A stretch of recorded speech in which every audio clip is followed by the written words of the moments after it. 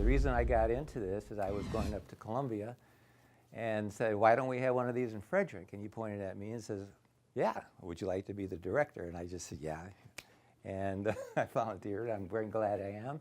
And Chris has been, how many people do you have in Columbia now? We've got roughly 1,750 right now. And that's been over how many, year and a half, 2 years?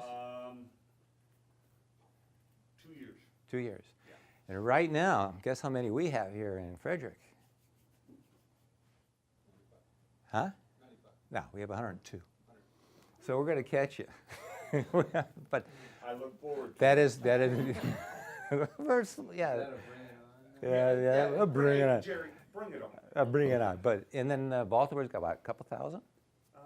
Well, if you go by published numbers, they've got about 7,000. Okay, that's published numbers. But so that we're not going to do. But maybe 1,100. We'll try.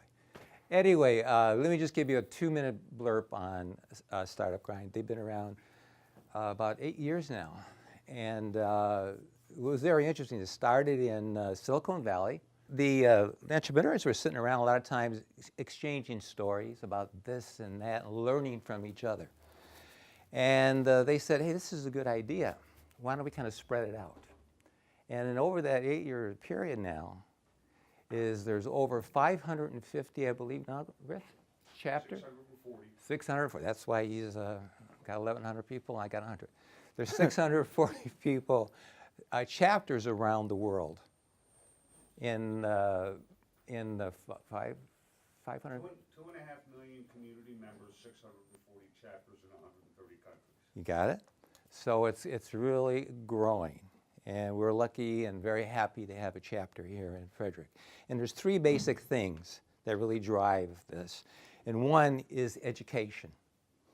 And that is to learn from each other.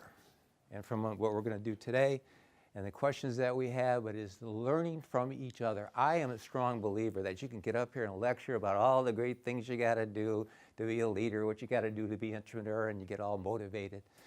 But the best way to kind of learn, I think, is to learn from each other. So that's really a big part of Startup Grind. The other one is to inspire. How many here sometimes feel alone when you're out there doing your own business?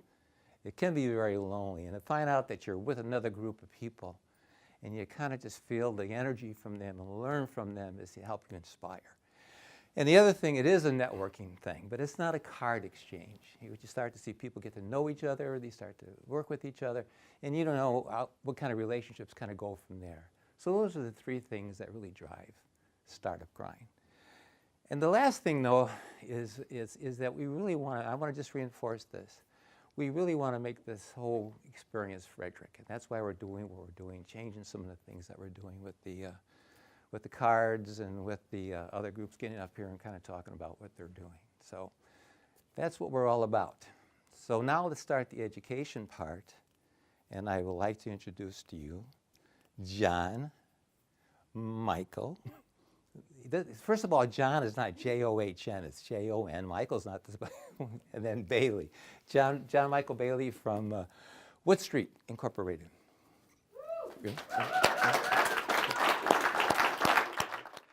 And last month we had Daryl Sampe from Biofactora, and that was a rather interesting conversation.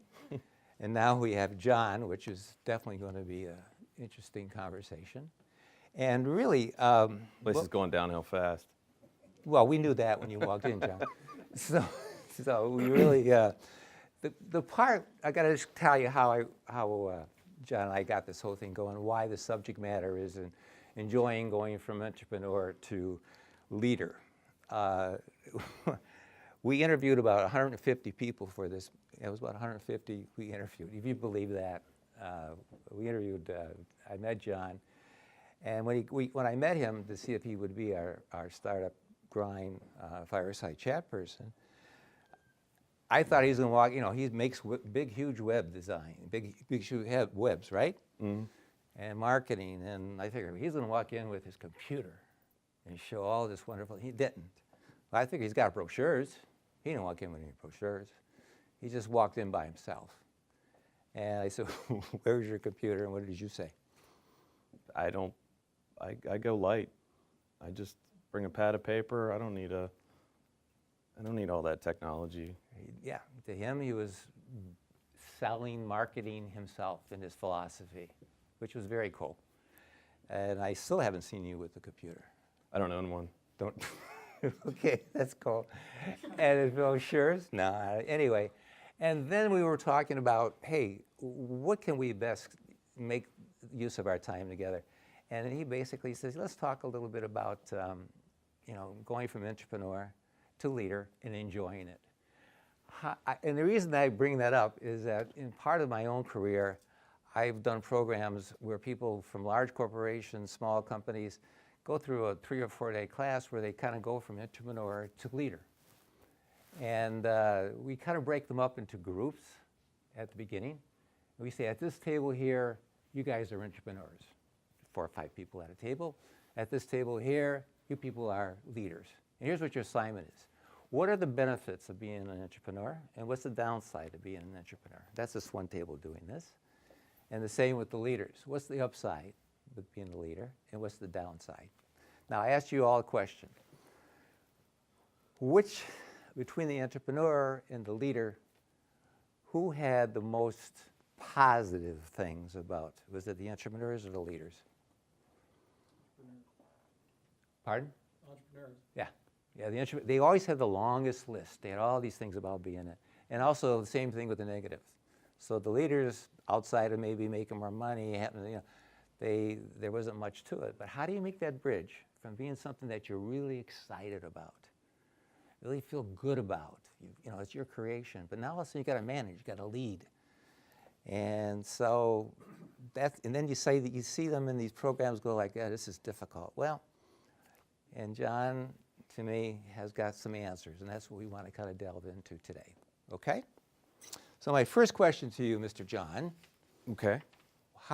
why are you enjoying this, going from entrepreneur to leader? And again, it's called bridge. I just want to bring up one thing. You're not either one or the other. It's going back and forth. Sometimes you have to stay in that entrepreneurial role. Sometimes you have to be that leader role. Sometimes you got to blend them together. But why do you enjoy it? You smile about it. Being an entrepreneur is, I don't think, something that you choose. I think it chooses you. I think it's not unlike a, communicable disease. It's something that you catch maybe, or you're born with. Being a leader is something that you may be thrown into, or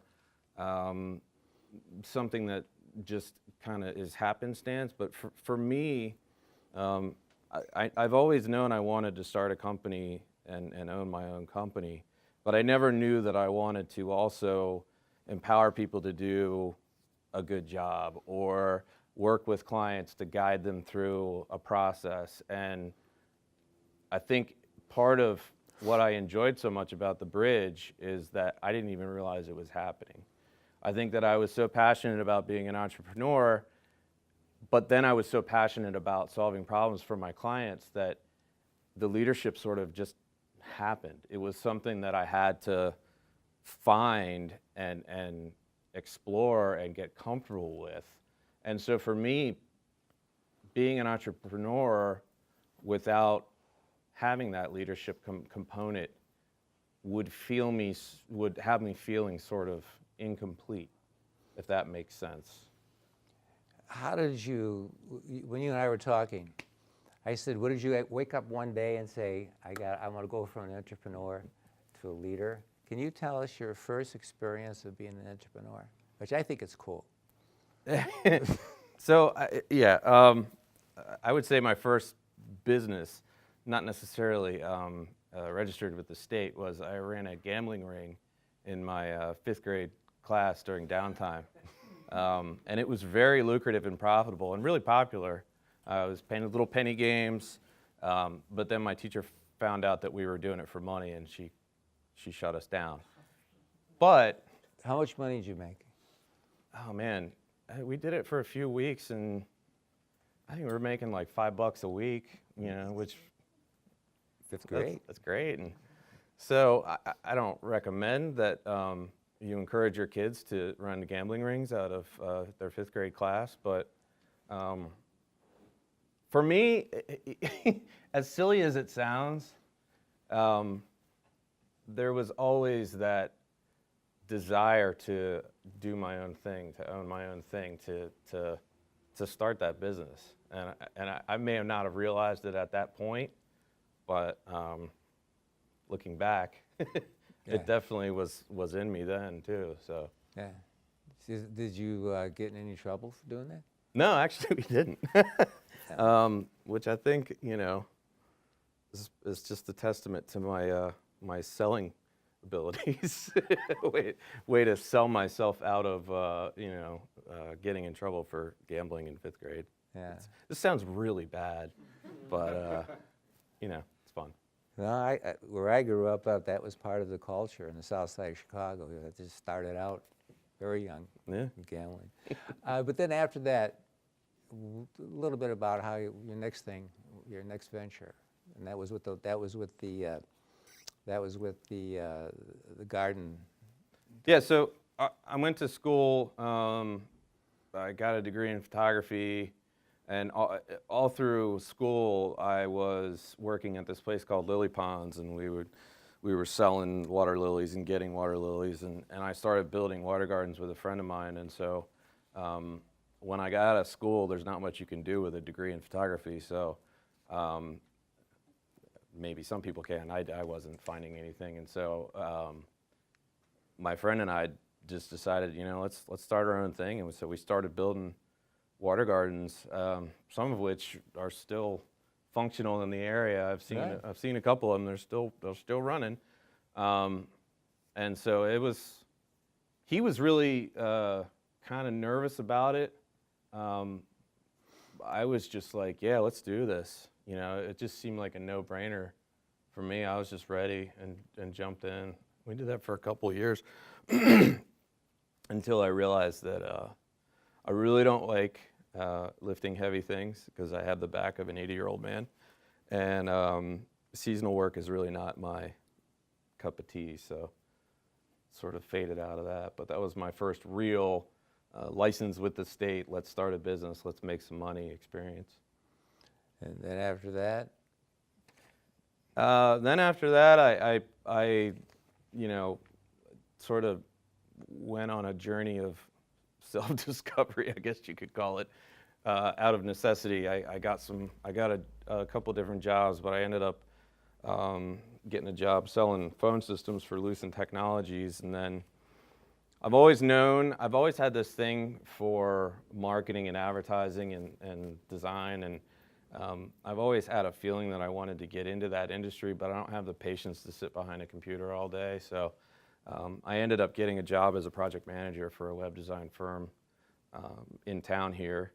And you want me to go the full story of how we started? Well, I think the one thing about that is you're working with your partner, but you had a relationship that was quite different. You brought in one thing, and he brought in another thing. So when I got this job working as a project manager in this web design firm, and we needed a designer, and so I said, well, my old college roommate's a designer. He's looking to get into web work, because this was '98, so I mean web design was really still very new. So he came in and interviewed. We got him the job, and then he and I ended up finding that we work really well together. Long story short, we ended up trying to buy that company out, and it didn't pan out for a few different reasons. And we decided, you know what, let's take the plunge. And I was a little nervous about it at first. I was afraid of starting something brand new. I really wanted to buy that book of business from that other company, and he was just like, you know what, let's just start it our way. Let's do it our way. And he and I had really developed and fine-tuned a process of how to build the websites, how to work with our clients.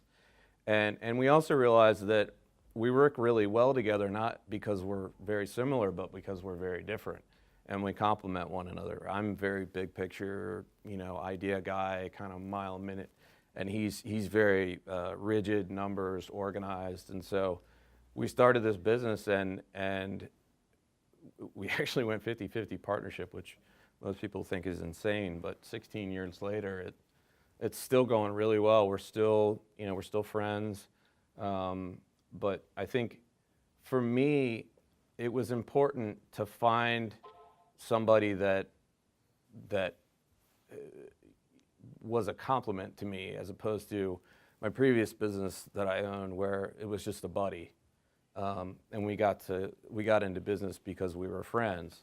This was more, I found a partner that sort of filled in the gaps of what I was dealing with, and he got the same from me. He's not a marketing guy. He's not a writer. He's not a networking and sales, and so the two of us just really were a natural fit because we offset each other's shortcomings, and I think that's a big testament to why we've been successful to date.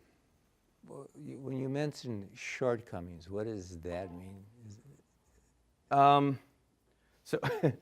So I'm not a numbers guy. I'm not a book, by the book kind of guy. I'm not a corporate type of person. And so I think, if I had just started this business and hired some people, it would not have gone as well, because I lack the kind of rigidity and focus that's needed for the sort of mundane day-to-day stuff that has to be done. The make sure you pay your taxes. No, but making sure that we're being smart about how we grow, and that we have a process and we follow that process. And I think that more than anything else has really made our company the company that it is today, is that we've agreed on what is his stuff to manage. We've agreed on what my stuff to manage is, and then we've all agreed, and I have two more partners now, and we've all agreed that our process is law, and we follow that process, and that has really kept us solid and moving forward. Yeah, I'd like to pick up that, because I asked you in one of our long interviews, John, what is his competitive advantage? And I think if you ask all yourselves, what is your competitive advantage? It's price, it's this, it's that. But his is his process. And his process is done internally, and your process is done externally with your clients. And I think if you could share with the group what you mean by process. Sure. Because this is kind of what's held you together, I think, as a group, and helped you grow for the 16 years you've been together. So when you get a bunch of headstrong people in a room and they're trying to figure out the best way to solve a problem, 1,000 ideas will flow out. And what we realized early on is that it's great to have ideas, and it's great to think outside the box and explore new territory. But at the same time, you have to refine at least a baseline of how you do things for your clients and internally. And so one of the things that we did was, and Jamie, my partner, and I, one of my partners at the other company, we developed this sort of step-by-step process of how we work with a client and get them from signing the contract to launching the website. And so over the years, we've worked on refining the process, but at the end of the day, the process is how we deliver for our clients. It's how we get to that point where they get a website that they're very happy with and they keep coming back to us for more work. And when we deviate from that process, that's when we run into problems. And early on, when somebody would try to go rogue, and maybe skip a step or do something a little bit different, that's when we'd run into problems. And so we all sort of realized that we're not working for each other. We're almost in a way working for the process of how we do things. We believe in the way we build our websites and the way we design brochures and the way we do animated video and the way we build web applications, it doesn't matter. All of those things, we have a certain step-by-step process that we go through. And it's funny because early on, now that there's 4 partners, when somebody would go rogue, the thing is just trust the process, follow the process. We've done this, we know it works, stick with it, don't try to, reinvent the wheel here. And I'm not saying that when we build a website, it's cookie cutter sort of, Model A assembly line. It's not really that at all. It's that we've taken out a lot of the guesswork and mitigated a lot of the potential issues that we were running into early on by baking that into the process of how we deal with getting sign-off approval, how we deal with iterations in a design, all sorts of things. And by focusing on that, it actually makes it easier for us to get creative, because that linear process has made it such that we don't have to worry about what step we're on or these sorts of things. We can really put all of ourselves into the piece of the process that we're in. And I don't know if that really resonates with other people, but for me, that's been hands down why our business has been as successful as it has been, but also why we have a solid reputation and why our clients come back to us, because it's not a surprise every time they work with us. We deliver what we promise and they're happy with it. Do they buy in? How do they buy into that process right away? How do you convince somebody that this is the way we do business? This is our parameters. This is how we need to work with you. And if somebody tries to go rogue outside, because you mentioned to me, sometimes you don't take on the client. You don't lower your price. But can you kind of talk a little bit about that? Yeah, I mean, we have, when we're talking to a company about potentially doing their website or some other project, we're interviewing them as much as they're interviewing us. And we want to make sure that they understand their role in what we're doing and that they understand their responsibility. and that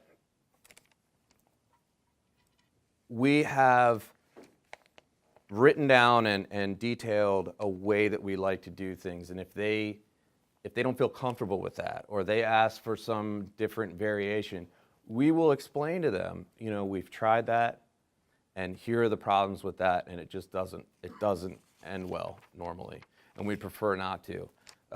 So we put that right on the 3rd page of all our proposals. Is here's how we do things, and then here's specifically how we're going to use that process to deliver your website. And in that, along with some question and answer, they understand and they get a picture of what it's like and what's going to be expected of them. And if they fight us on any of that, or want to rush through things, or we know it's not going to work out, we know it's going to be problematic, and we usually tell them, well, yeah, we could skip that step, or we could take a 4-week project and do it in 2 weeks, but the quality's going to suffer, or we'll just say, no, we can't do that. So. And so you kind of really form a real partnership, so to say, with them. Are they involved then with the decisions? Are they involved with all the change or whatever they're doing, and they take ownership for it? Absolutely, and we make that clear. I actually had a meeting this morning with a client down in Reston who's considering, a soon-to-be client, I hope, who's considering using us for web design development services. And one of the questions that they asked me was, who was your worst client? That's a good question. It was a great question. Yeah. I was kind of thrown by it. Who was your worst?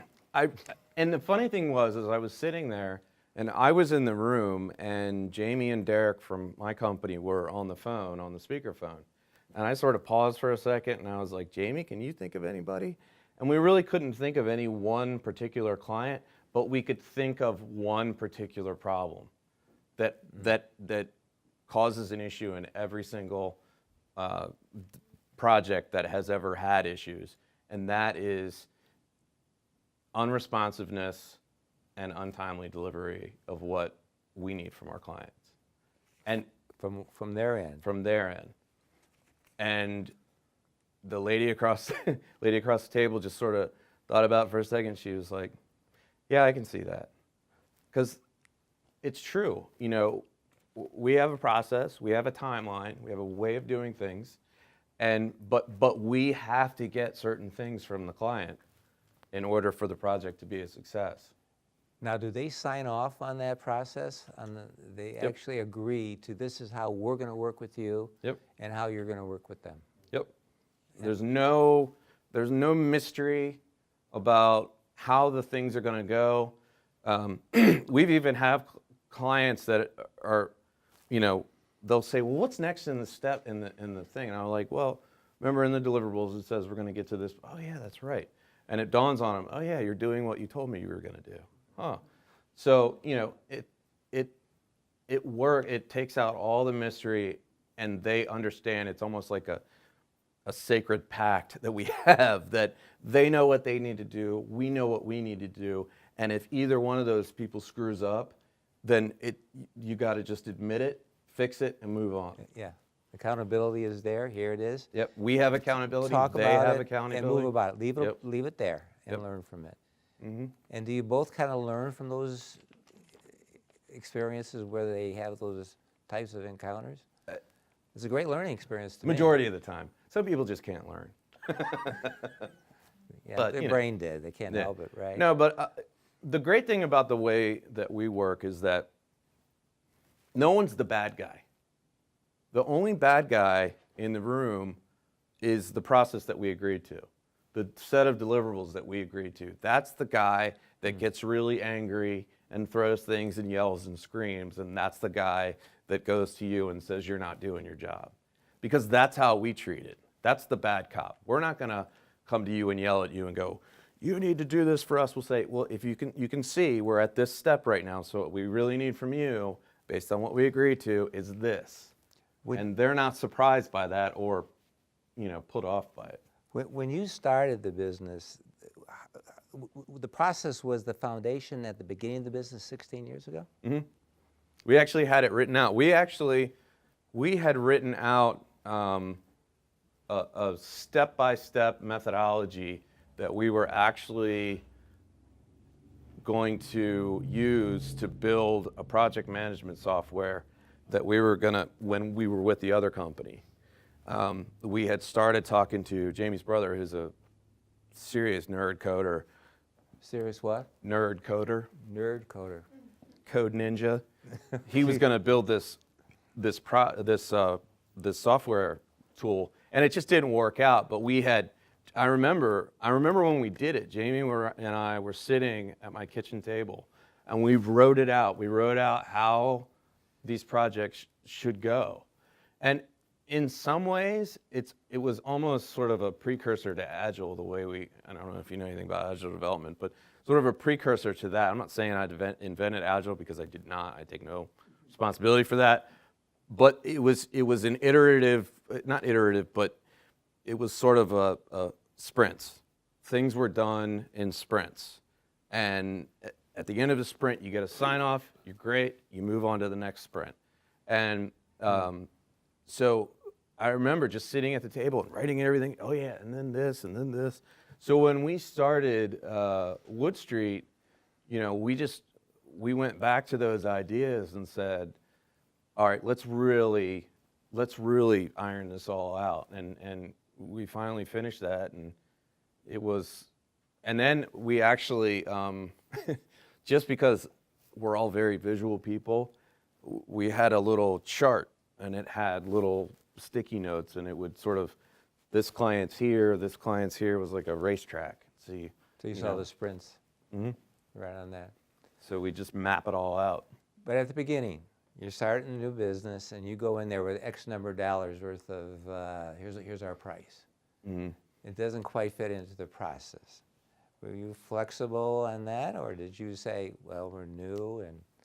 So I'd like to say that we held our ground every single time, but of course, we've Yeah. done some bad deals. Everybody does. But we learned very quickly that when we negotiate on price, we lose. It's not going to make us any more money to take that hit and win that bid than it would if we stood our ground and lost that bid. And the reason being is that we have to believe in the value of what we're offering, because we do. And when we cut that price, not only are we saying to the client that, okay, maybe we don't believe in the value of what we're offering, but we say it to ourselves too. And so we had to really learn early on that instead of cutting the price, if somebody is coming back to us and saying, well, you want to do it for 10 grand and I've only got 5 grand, instead of going, okay, we'll do it for 5 grand. We don't. We say, well, let's see what we can do for 5 grand. And we pull back on the deliverables. But And the so- quality is still there. Quality is still there. We don't want to skimp on the quality, and we don't want to deviate from the process. We can build and deliver fewer things to you, but the things that we do build and deliver will be high quality. Yeah. And we have to stand firm on that. Has that process in 16 years is it dog-eared? Is it kind of the way it was, or you make little mods as you go? There's definitely been modifications. It's been expanded. Honestly, if we started back then with the process that we have now, that would have been amazing. But that doesn't happen. It takes time. You got to learn from your mistakes. You've got to learn from dealing with a lot of different types of people, and figure out how to mitigate all of the risks that there's no way we could have foresawn, seen, whatever. And sitting at that dining room table, we needed the time to learn those things and bake that into the process. And Jamie's still your partner today. Jamie is still my partner today. He smells funny. He tells bad jokes. He's freakishly tall. He's got really long fingers, but I love him, and he's my boy. And we have two other partners. Do they smell? They have long fingers? Or? No, they're all their hygiene is perfect. No, I have Jason and Derek, and we've all been buddies since. Some of us since elementary school, some of us since college. Were they in your gambling thing? No. No. Okay. just checking in here. No. What percentage of your business is new, and what percentage of your business is repeat? So it's been interesting to watch, because it's gone from new, repeat to new, repeat. It really has flipped, especially over the last, say, 4 or 5 years. The amount of money that comes in from existing clients has just skyrocketed.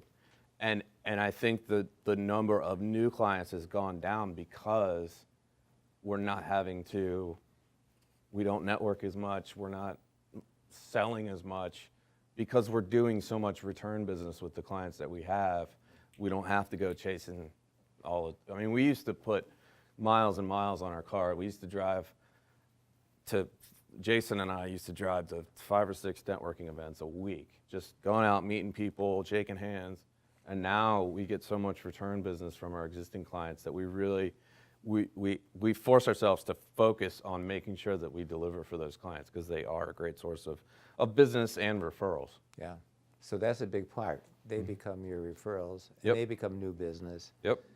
But you have to still keep on dealing with them, delivering quality. Yep. So, but if you're developing these big websites, are they constantly making changes to them? Are they additions to them? What are they doing to them? Because to me, I look at a website, it's done. No. Okay. All right. No. Well, No, not at all.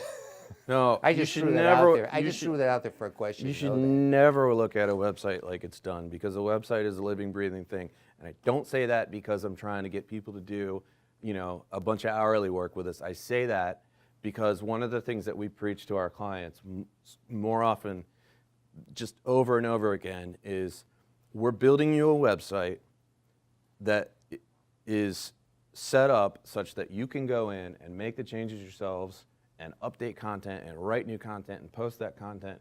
And we want to make sure that we've done everything we possibly can to enable and empower you to create that content and post it to your website. And most of them do. Where they need us is they'll come to us if they want to add a whole new section to the website, or they want to get some print pieces done, or some of them will come to us and say, you do animated videos, right? And we say, yes, we do that. Or one client, Vintage Security, you may have seen their signs around. Their home security, kind of like ADT, but way, way better. They found, I think I met him through a networking event like 10 years ago. And we did a website for them. And about 5 years ago, he called me up and he said, hey, can you come down here? I wanna talk to you about an idea I've got. And so I went down there and he said, we have this quote builder system that we're using and it's terrible and we need something better, and we've been looking at off the shelf stuff and we just can't find anything that really, does what we need it to do, and do you think you could build us something? And I said, yeah, take a look. So that's still ongoing. We've built it, we've launched it, all of their salespeople use it, all their clients use it. They love it so much that they keep coming up with new ideas and coming back to us and saying, we really wanted to do this now. And so we're just constantly making improvements and updates to that. So there's a lot more you can do than just building it. putting that website Build up it there. and done. But it's building that relationship, Yep, building that partnership. yep, It's communicating with them. Sometimes they might not have much to say, and their business might be 6, 8, 9 months out, but you're still communicating with Yep. them. And the other point is that the importance of networking at the start. I'm a little less of it now, but you still network. I mean, I still network, in person, but now I actually, I've made some really amazing friendships over social media, where I've connected with people over common causes or common interests, or they'll need something that we do, or we'll need something that they do, and so I've met a handful of people, and actually because of that type of networking and the people that I've met, I actually now am able to go around the country and do speaking for marketing conferences and things like that, and that's all just a matter of making friends. Yeah, and John does, you speak around the country. I do. I was just in Seattle 2 weeks ago. And you, bottom line of your speeches are? Just digital marketing. And what do you say about that digital marketing? Well- Basically, you told me that you tell them to really put themselves into their design and let them.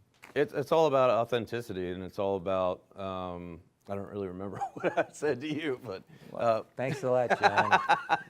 I mean, at the end of the day, the bottom line of most of the talks that I give are be authentic and be the best you that you can be, and offer yourself out there in a way that's helpful, and put everything through the filter of whether it's digital marketing, whether it's selling, whatever. Always ask yourself the question before you do any of it is this going to help this person? That's a good point. Is this going to help the client? When I write a blog post, is it going to help the client? If I consider running an advertisement, is it going to help the client? And if I can't answer yes to that question, I really have to think hard about whether or not it's worth doing. That's my opinion. But you have to do a little bit of research on knowing the client is to answer that question, don't you? What I'm saying is that you're saying that I want to help the client, but you have to know what the client's needs are. Yeah,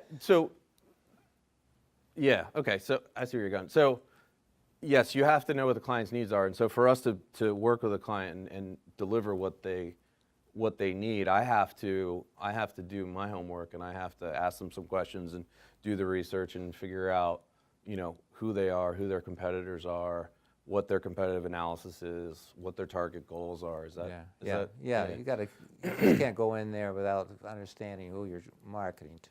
Exactly. Right. Exactly. And in doing so, I'm not going to pretend like I know all things about all the clients that we work with and all those people, but there are some commonalities in what their needs are and what their goals are and the kinds of information that they need. So when I do any kind of content development or I put together a presentation, I think of those people and what their needs are, and I try to really write it to their needs such that when they read the poster, they walk out of the seminar, they go, that was a good tip, or that was a good couple of tips, and I can really use that. I want to make sure that I'm giving them something that they can actually use and get something out of.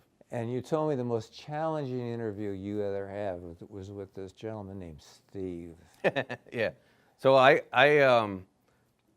was scheduled to speak at a digital marketing conference in LA, and it was on Monday. And the Friday night, I got an email from one of my handlers there, and she said, "Hey, do you want to interview Steve Wozniak, co-founder of Apple?" I'm like, "Yeah." So it turns out that the guy that was going to interview him had a medical emergency, and they needed somebody to fill in, and she liked how I spoke, and we got along, and she just picked me out because I was going to be there, and so I was nervous, but I flew out there. I read the book on the plane ride out, read his book. I wrote some questions. And ran the questions by her. But one thing I figured out pretty quickly is that Steve Wozniak is not to be corralled. He is a force, and you gotta let Steve be. You gotta let Woz be Woz. I mean, that's just how it goes. And so I had my list of questions, but I knew that three questions in, I just had to roll with it. And it was me and Steve in front of about 2,500 people, and I was very nervous, but according to what some people told me afterwards, I did okay. So I think I did a good job. So yeah, That was great. And that's it what was a I'm great doing with you. experience. We're not on this outline, What's that? Just like on this outline with you, these questions, we're just kind of skipping around here. I would like to get into, because it's almost time to throw this open to the group, is what do you see the competition when you started the business? How do you stay ahead of your competition, or do you stay ahead of your competition? Again, is it the process that keeps you ahead of it, or how do you stay ahead? Because when you got into the business, you said there wasn't too much of this going on. Now there's a lot of people.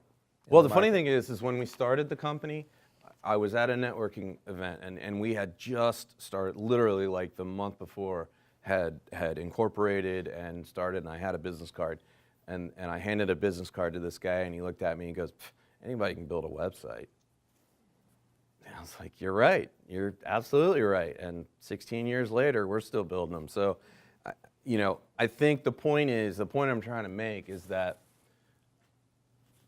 our competitive advantage is our process and is our reputation. And the reason we have such a good reputation is because we are so rigid about following our process and doing things the way that we know that works. And so when a client is researching us, there's a good chance they'll find us when they do a Google search, because we get a lot of leads that way. But we're not going to win the bid just because they found our website. We're going to win the bid because we've spelled out how we do things, we've explained it to them so that they understand it, and we have a solid portfolio of work that they can look at, and we have referrals that speak highly of us. So I would say our competitive advantage right now is we're still doing what we believe is the absolute best thing to do for our clients, and I think our clients believe that too. And Yeah. and we're rewarded with lots more work. Great. I got a couple last questions for you, then we'll throw Okay. this open up to the All group. What are the benefits to you on being an entrepreneur? What is the fun of being an entrepreneur to you? Even though you say I'm not really an entrepreneur, but you are. Well, I mean, in it's- your own way, you're an. It's the benefits for me is I learned early on that I'm really unemployable. I am not a punch in, punch out kind of guy. And so for me, being an entrepreneur is about taking ownership of it and being creative and you know, working hard and seeing the reward of I did that, Yeah. or we did that. And to me, that's there's no better feeling than when you get to the end of a particular year and you say, man, we really did a good job this year. And you enjoyed it. And we enjoyed it. That's the benefit. It's having fun. I mean, the ownership, the feeling that this is ours. We created this, we made this, and look at, I mean, I think the danger for a lot of entrepreneurs is that they're always chasing that. And so they always want that new car smell, that new business smell. And so they don't have, I think they leave, or what's the saying? You leave 5 minutes before the miracle happens. You know, they burn out on their passion because it's not new. And for me, I was kind of like that in the very beginning, but I started to realize that I can still have that same passion by seeing the growth of the business and by seeing the amazing new things that we're able to do and produce, and by seeing how much we're helping our clients. So you're not always chasing that new thing out there. There is that still that I'm always thinking about what I'm going to do next, but I've been thinking about what I'm going to do next for 16 years, and I'm still here. So yeah, I'm always thinking of different ideas and new things that I might want to do at some point, but I can't. It's too much fun still doing this Wood Street thing, so I'm going to stick around. And then what are the risks of staying as an entrepreneur in your mind? I mean, Just a couple of them. If you could think. it's a much quicker path to failure. I mean, if you go out and get a job and you're not juggling all the other things that come with owning a business, you leave there, you can always find a new job, but you take on a lot of risk when you're an entrepreneur, especially if you get you have employees, you have a lease, if you take out a loan, which we never have, actually, believe it or not. There's a lot that can go wrong. But if you're a single one-shop entrepreneur, what is the risk? Because you're talking about the people thing. What is it to do if you're a one or two people shop? In your opinion, I think what you just said is that if you just stay there and always chasing that. Yeah, I think if you're a one or two person shop, the risk of being an entrepreneur is that all the time. You don't see it through. There's that risk that you give up on it too soon. To me, I don't know if that's what you're. Well, it's not what I'm looking for. I'm asking you because I got my own. Yeah, it is. We have this tendency to always go after that next thing. I think the other problem that a lot of new entrepreneurs struggle with is they just want to do the work. Yeah. And I think it's great. You got to do the work because you got to get paid, but there's so much more to it than that. So, people always glamorize owning your own business.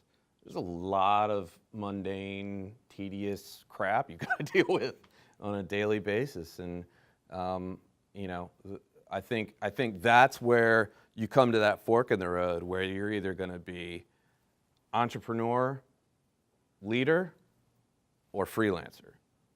But there's in between. You have to go back and forth, though, don't you? At times. Well, I mean, not the freelancer. The freelancer goes off and does their own thing. The entrepreneur leader can still be that entrepreneur, can still have that passion, can still wake up every day thinking, I can make this business even better. I can grow it. I can do new things. But also, I've got to be responsible for myself and the people that work for me. Yeah. I've got to make sure that there's money coming in, and I don't ever, the way we operate is I really shouldn't say this because I don't like jinxing myself, but That's not wood. yeah, I know. Here we go. You know, I never want to be in a position where I can't pay my employees. And so we've always set ourselves up with enough money that if catastrophe happens, still make payroll. And I think that's super, super crucial. I think the moment that you that your consideration of your employees' welfare isn't up to the top, in the top, you know, few things you're worried about, then you're not doing it right. But as a 1 or 2 person organization and you're building your business and you're starting to add people, what you're saying is you better have some resources Yep. to keep them, to not to have them go through the ups and downs with you. You can get a real bad reputation. You can have a business and you can go out and do crappy work and get a bad reputation. You can have a business and go out and do fantastic work, but treat your people like crap and get a bad reputation. You gotta treat your people with so much respect and so much care. You don't coddle them, you challenge them, and you make sure they're doing what they need to do, and if they aren't, you get rid of them. But the ones that are good and they're sticking around and they're committed, you gotta be a champion for them. And you really got, at the beginning, to choose the right person or know that the person is going to stick around a little bit. You don't And if take you it don't- off, don't take it off a resume all the time. Oh no, God no. No, you gotta talk to people, and even then, some people are just really good at selling themselves. And you have to make that hard decision. Okay, this isn't gonna work, and you gotta. Gotcha. I haven't had to fire. I think I've fired 2 people. Wasn't pleasant, but Never I'll take is. that over firing 2 people a year. Yeah. We're a 9-person shop, and some of our people have been with us for 11, 12 years. Yeah. So we're committed. And my last question to you, then we'll open it up to the group, John, is the same question. What are the benefits of being the leader? We did it for Intimate. What are the benefits of being a leader? We always hear, read these books, do this, do that, and you become a leader. But to you, what is really the benefits of being a leader in your mind and the way how you deal with your internal and people and your external clients? So a true leader would be confused and confounded by that question because they wouldn't consider themselves a leader and they wouldn't be able to even formulate that thought. Are you saying I'm throwing out confusing questions, John? Not at all, not at all. No. Okay. I mean, I'm a very sensitive person. You got to watch that stuff. But the point I'm trying to make is that you're not a leader because you're looking for something. You're not a leader because the benefits are driving you towards leadership. But the benefits that I see from being in a leadership role is that you get to help people. You get to help people achieve something. You don't tell them to go do that. You give them what they need to achieve success themselves. And seeing that and that feeling, it's like giving a gift on Christmas. It feels really good. That to me there's no better reward. But then going back to a 1 or 2 person organization, they do not have people, but that translates into you're dealing with customers and clients too, I believe. Absolutely, same principle. So it's not just, leadership is not just internal, it's definitely external. Yep. And it's the same principle. Yeah, absolutely. So if you had to give one piece of advice to this group before we close, and then throw it open to the multiple questions that are in their mind. I would say that, and it's what I tell everybody, you have to enjoy helping people, and you have to enjoy solving problems, because that's what an entrepreneur is. An entrepreneur is not somebody that starts a business to get rich and famous. An entrepreneur is somebody that starts a business because they see a problem and they think they have a solution, and they enjoy using and working with clients with that solution to solve their problems. So if I can give one piece of advice, It's make sure that you like helping people and make sure that the solution that you're providing is something you enjoy and that you want to help people with. I mean, that's a little nebulous, but No. I think everything you do should be around the circle. Is it going to help somebody? And that takes a little time. Yep. And it doesn't happen overnight. No. No matter what type of business it is, you still take some Yep. time. Okay, John, let's throw it open to questions. We have about 5 minutes, 10 minutes for some questions, and then we'll get moving. There's got to be some questions out there. Yeah, good. Hey, John, you mentioned that you had 9 people in your workforce or whatever there. Do you ever hire relatives, or do you have a rule about hiring or not hiring relatives? I don't know. We don't necessarily have a rule about it. I think, honestly, we'll hire anybody if we feel they're the right person for the job. But if they are a relative, that is certainly something that factors into it, and it's something that we will take a look. Because we had a brother of one of our guys, didn't actually interview for us, but his name was sort of tossed in the ring as a potential candidate. And we, I would say, send him or have him send us his resume, and he did, and we looked at it, and then we had another talk with the brother, and we said, actually it was a brother-in-law, and we said, what do you think? You know us, you've been here for 10 years. You think he's a fit? And he actually said no. Yeah. So the problem solved itself. So. We trust our people enough to know who we are and how we operate that, we're going to make the final decision, but I'm not afraid to ask for opinions. Yeah, that's good, thanks. Any other questions out there? Come on, yeah. Do you feel like being in Frederick contributed to your success in any way? Yeah, oh, absolutely. We all live here. We had a bunch of colleagues down the road that were telling us that we were crazy for staying out in the hinterland. We'd go down to what was it, somewhere down Largo or something. We were at some event, and the guy goes, "What are you doing all the way out in Frederick? That's way out there in the sticks." I'm like, "Dude, I'm 45 minutes from everywhere." But one of the first organizations I joined was the Frederick Chamber. I was a member in the company that we were at before. I've gotten involved, and I've been through leadership in Frederick County, and I ended up I'm the immediate past chair of the board of the chamber. So I'm definitely invested in this town, and we don't. I would say maybe 30% of our book of business is actually with Frederick businesses. So I wouldn't say that Frederick is going to support us from a clientele perspective, although it probably could. It doesn't.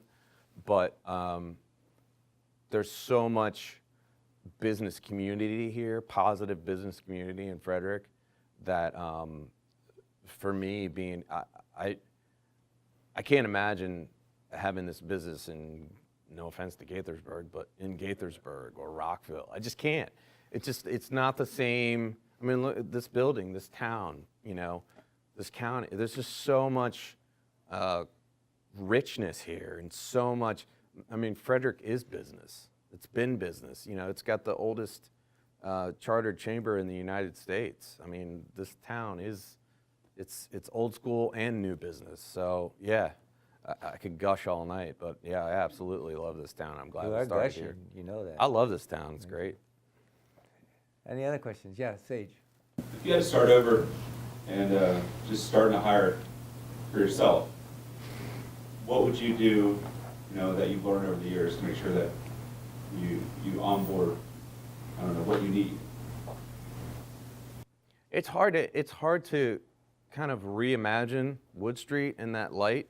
So I don't think that I could answer that question as like thinking about it from a Wood Street perspective, because it's so unique, and how, there are certain things that I look back on that I don't look back on necessarily fondly, but it was part of how we got to where we are today. So I look upon it as, I'm glad that happened. It sucked that it happened when it did, and I didn't enjoy it at the time, but I'm glad it did because it got us to here. But, you know, if I was to start a new organization now, I feel confident, and I didn't feel this way before, and I'm not recommending that everybody do this, but I feel confident enough now where I feel like I have the tools I needed that I wouldn't need 3 other partners. But then again, I sit there and I say that to you, and I know myself, and I'd end up getting a partner anyway. So, but I don't know. That's a hard question to answer because I just, you know, I've made mistakes. We've all made mistakes, but I'm here where I am, and I'm pretty happy with where we are now. So, Yeah, but that was like a really political answer. I apologize. But you learn more from your mistakes or your improvement opportunities, as I call them. I don't have any mistakes, but I have a lot of improvement opportunities. But I mean, screwing up is not fun, it can be embarrassing, and it can be shameful, and you can get in arguments and screaming matches, and people blame you, and you don't want to be blamed, and so you put up fronts, and you know everybody goes through it, but they've gotten easier over the years, especially with my partners, because I now know what their motivation is. And it's not to break me down or make me feel bad. It's to make the company a success. And so I have to stop looking at them like they're attacking me and look at them like they have a stake in this too. And I have to respect that. And I have to be willing to take my knocks in the interest of the bigger picture. good. Let's get one more question if we can. Yeah. Yes. Go ahead. Easy one. Where did the name Wood Street come from? Glad somebody asked. Yeah, it's a good question. Great question. So, Jamie's not here. This is my version of the story. Take it as Bible truth, gospel truth, okay? All right? And we're recording this. So So, we're going to show it to Jamie and he'll agree? he's going to have to. It's on tape. Sure, okay. I'm about to say it. These people are all going to back me up. So when we first started the company, Jamie and I said, all right, let's get a whiteboard, let's get some pizzas, some Cokes, let's lock ourselves in the office space that I had in my house, and let's start brainstorming. So we wrote a bunch of words up on the board. We had a book of logos. We had a book of just all kinds of like resource material, and we were just like, we're gonna come up with something, because we were throwing out names up to that point that were just crap, and nothing was sticking, and so I said, why don't we just call it Wood Street? Because Wood Street is the first place that Jamie and I ever collaborated on a project, and that's the street where he and I were roommates in a house in Frostburg, where we went to school. So Isn't that a good I said, okay, you're gonna back me up on this one. I said, why don't we call it Wood Street? And Jamie said, my God, that is a brilliant idea. John, what would I ever do without you? I'm so glad I'm going into business with you. And that's exactly how it happened. So that's where the name Wood Street came from. It's from the simplicity, just very simple. That's something very, very good. Listen, Mr. John, I want to thank you so much for being our Startup Grind guest. I have no prize for you, but you have my handshake. So listen, That's all I let's all needed. give him a hand, everybody. Thank you. Thanks, John.